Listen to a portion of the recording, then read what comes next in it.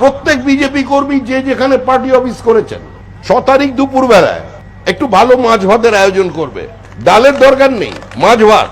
আর সমস্ত তৃণমূল কংগ্রেস কর্মীদের আহ্বান জানাবেন, নেমন্ত্রণ করবেন, বলে আসুন, বোমা নয়, গুলি নয়, লাঠি নয়, কদর্য শব্দের ব্যবহার নয়, এনডিপিএস এর কেস নয়, জেসিপি দিয়ে বাড়ি ভাঙা নয়, চোখের বদলে চোখ নয়, খুনের বদলে খুন নয়। আসুন একসঙ্গে বসে আমরা মাছ ভাত খাই। আমরা মমতা বন্দ্যোপাধ্যায়ের বাংলাটা ঠিক বুঝে উঠতে পারছি। উনি হঠাৎ একটা প্রেস কনফারেন্স করে জানিয়ে দিলেন যে বাংলা ভাষার ইতিহাস 2500 বছরের পুরনো। আমরা ভাবলাম 2500 বছরের পুরনো কি ঠিক শুনছি তো?